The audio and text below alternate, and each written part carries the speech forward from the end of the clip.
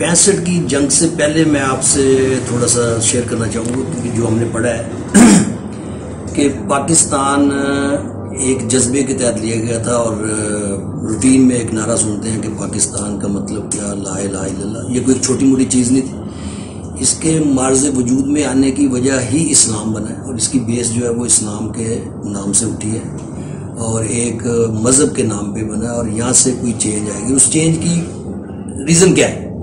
اس کی main reason یہ ہے کہ نبی کریم صلی اللہ علیہ وسلم کی 2 احادیث ہیں بڑی کلیئر۔ ایک حدیث شریف میں آپ صلی اللہ علیہ وسلم فرمایا کہ مجھے خراسان سے ٹھنڈی ہوائیں ہیں۔ Khorasan means Afghanistan and most of the part of Punjab. اور اس کے علاوہ نبی کریم صلی اللہ علیہ وسلم کی دوسری حدیث شریف ہے کہ غزوہ ہند ہوگی۔ غزوہ ہند میں جو مسلمان شامل ہوں گے اور جو ان کی مدد کریں گے وہ سب جنتی ہوں گے۔ تو غزوہ ہند کیوں کہا گیا؟ ہندوستان کے متعلق کی جنگ کا کیوں کہا گیا؟ اس کی ریزن ہے کہ 1965 کی جنگ جب ہوئی ہے تو 65 کی جنگ میں مین ریزن 65 کی جنگ کی کشمیر تھی۔ کشمیر کی وجہ سے یہ ہوا۔ اب اس وقت کے لوگوں کے انٹرویوز کے متعلق مجھے سننے میں آیا کہ جب سکھوں کے انٹرویوز لوگوں نے پڑھے تو اس میں انہوں نے سکھ فوجیوں نے کہا تھا کہ سانو خاکی والے نے مارے، سامتے سفید کپڑے والے نے مارا۔ حالانکہ لڑے تو خاکی والے تھے، سفید کپڑے والے تو سامنے نہیں تھے۔ تو ایک بک ہے لبیک ممتاز مفتی کی، اسے آپ پڑھیں۔ اس میں کانسیپٹ بڑے کلیئر ہے کہ وہ یہ کہتا ہے کہ بھی ایک بندے سے میری ملاقات روزہ رسول صلی اللہ علیہ وسلم پہ حج کے موقع پہ، غالباً 1965 یا 66 یا 67 کی بات ہے جو اس نے بک لکھی ہے۔ اس میں وہ کہتا ہے کہ جی اس بندے نے کہا کہ میری ملاقات ہوئی تو پتہ چلا کہ بندہ نبی کریم صلی اللہ علیہ وسلم کے دربار میں حاضری دیتا ہے۔ تو میں نے اس سے پوچھا کہ بھی آپ صلی اللہ علیہ وسلم کے دربار کا کوئی واقعہ، تو اس کے مفہوم اس قسم کا تھا کہ انہوں نے مجھے واقعہ سنایا کہ 1965 کی 6 ستمبر کی شام کے متعلق، رات کے متعلق، کہ نبی صلی اللہ علیہ وسلم کا دربار لگا ہوا تھا اور یہ بحث ہو رہی تھی کہ لاہور کو کیسے بچایا جائے۔ اب دیکھیں لاہور کی امپارٹنس، کہ نبی صلی اللہ علیہ وسلم کے دربار میں لاہور کے بچانے کی بات ہو رہی، تو وہاں میں فیصلہ ہوا کہ غزوہ بدر کے جو واریئرز ہیں ان کو بھیجا جائے۔ تو وہ جو سکھ بات کر رہا ہے کہ جی سفید کپڑوں والوں نے، تو اللہ تعالیٰ نے فوج کی مدد کے لیے، کیونکہ لوگوں کے جذبے بڑے معصوم تھے، بڑے ہائی جذبے سے لڑ رہے تھے، فوجی لڑ رہے تھے، پاکستان کی سڑکوں پہ لوگ نکلے ہوئے تھے پاکستان کے بچانے کے لیے، اور اللہ تعالیٰ نے ہمارے نیک جذبوں کو سامنے رکھتے ہوئے جوک در جوک فرشتوں کی صورت میں یا غزوہ بدر کے صحابہ کی صورت میں ہمیں مدد بھیجی۔ اس سے ایک چیز کلیئر ہوتی ہے کہ پاکستان کی حفاظت نبی کریم صلی اللہ علیہ وسلم کے دربار سے ہو رہی ہے اور ہوگی انشاءاللہ۔ اب ہمارے کشمیر کے آج کے ایشو پہ افغانستان ہمارے سامنے ہے کہ پاکستان آرمی نے مجاہدین کو تیار کیا، اور پاکستان آرمی نہیں لڑی بلکہ مجاہدین لڑے، اور لڑ کے انہوں نے رشیا جیسی سپر پاور کو توڑ دیا۔ یہی آج امریکہ کی حالت ہے۔ امریکہ ٹوٹنے کے دانے پہ کھڑا ہوا اور انشاءاللہ ٹوٹے گا، اسی ایریا میں ٹوٹے گا۔ اب امریکہ کیونکہ رشیا افغانستان میں تنگ آ گیا ہے، بہت نقصان ہو رہا ہے، تو وہ اپنی نئی جگہ ڈھونڈنا چاہ رہا ہے کشمیر میں۔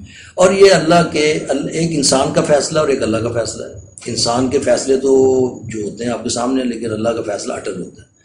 اب لگتا یہی ہے کہ بھی اللہ کا فیصلہ آ چکا ہے کہ بھی کشمیر کے ایشو پہ، اور مجھے لگتا ہے یہی کہ 3rd ورلڈ وار یا جو بھی جنگ ہونی ہے وہ کشمیر کے ایشو پہ ہوگی۔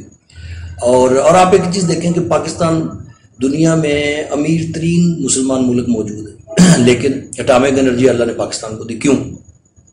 اس کی ریزن صرف ایک ہی ہے کہ مکہ اور مدینہ کے نزدیک جنگ نہیں ہو سکتی، کیونکہ ایک جگہ پہ نبی صلی اللہ علیہ وسلم آرام فرما رہے ہیں، دوسری جگہ پہ مکہ کے لیے اللہ تعالیٰ سے حضرت ابراہیم علیہ السلام کی دعا ہے کہ اس کو امن کا شہر بنانا۔ اس دن تو نزدیک جنگ نہیں ہو سکتی۔ تو آپ صلی اللہ علیہ وسلم نے خراسان کا جو اشارہ کیا، آپ صلی اللہ علیہ وسلم نے جو غزوہ ہند کا اشارہ کیا، وہ ایسی جگہ، اور ایٹم بم بھی اللہ نے ہمیں دیا۔ پورے عرب کنٹریز اتنے امیر ہیں، کیوں نہیں ایٹم بم ان کے پاس؟ ہمارے پاس ایٹم بم ہے۔ تو انشاءاللہ آپ دیکھیں گے کہ یہی فوج ہوگی، یہی لوگ ہوں گے جو لڑیں گے، اور یہی پاکستانی ہوں گے جو ہراول دستہ بنیں گے، اور اسی کشمیر سے انشاءاللہ یہ آزادی کی جنگ شروع ہو چکی ہے۔ آلموسٹ لوگ تو کہتے ہیں کہ غزوہ ہند شروع ہو چکی ہے، لیکن اپیرنٹلی دیکھنے میں تو نظر نہیں آتا، لیکن جو اللہ والے وہ یہ کہتے ہیں کہ غزوہ ہند شروع ہو چکی ہے، اور انشاءاللہ ہوپ فلی یہی دنیا کا ٹرننگ پوائنٹ ہوگا جہاں سے اسلام کی آواز اٹھے گی اور آگے تک جائے گا. ہاں اس کے لیے لیڈرشپ کی ضرورت ہے اور اللہ سے امید ہے کہ اللہ بھی ایک لیڈر ایسا بھیجے گا جو پاکستان کی قوم کے جو جذبات ہیں, جو ایموشنز ہیں, جو اگریشن ہے, اس کو چینلائز کرے گا اور انشاءاللہ you will see the results انشاءاللہ. You can say it is part of غزوہ ہند. غزوہ ہند اور میں نہیں سمجھتا کہ غزوہ ہند یا تھرڈ ورلڈ وار جو ہے وہ الگ الگ ہے. یہ آلموسٹ ایک ٹائم میں شروع ہونی ہے, یا ہو چکی ہے یا ہوگی, کیونکہ افغانستان کا جو جہاد تھا وہ بھی اسی سے ریلیٹڈ ہے, اور جو اب کشمیر کے اندر جو مجاہدین لڑ رہے ہیں وہ بھی اسی کا حصہ ہے. تو تھرڈ ورلڈ وار شروع ہو چکی ہے یا شروع ہو جائے گی, یہ ہے یہیں پہ. چینج یہیں سے آنی دنیا میں, اور یہیں سے ہی انشاءاللہ اسلام کا علم جو ہے وہ بلند ہوگا اور دنیا دیکھے گی کہ یہی مسلمان, یہی فوج دنیا کے اندر چینج لائے گی انشاءاللہ. اور فوج کے اندر جو جذبہ ہے فوج کے جوانوں میں, افسروں میں, وہ تو دنیا دیکھتی ہے اور دنیا کو پتہ ہے. لیڈرشپ کی ضرورت ہے, لیڈرشپ پراپر ملے گی تو انشاءاللہ وی ول رائز انشاءاللہ. موجودہ حالات میں مجھے لگتا ہے کہ جس طرح کویت کا ایشو تھا اور عراق کو ٹریپ کیا امریکہ نے کہ جی آپ اٹیک کریں اور ہم آپ کو سپورٹ کریں گے. جب اس نے اٹیک کر لیا, قبضہ کر لیا, تو امریکہ نے سعودی عرب کے ساتھ مل کے اپنی فوجیں کویت میں اور سعودی عرب میں اتاری اور عراق کو تباہ کیا. صدام کو اس نے مارا, حالانکہ اس کو پرانا دوست تھا. مجھے لگتا ہے یہاں پہ انڈیا ٹریپ ہو گیا اور انڈیا کو اس نے کہا کہ جی آپ قبضہ کر لیں, ہم آپ کے ساتھ ہیں. اس نے قبضہ کر لیا.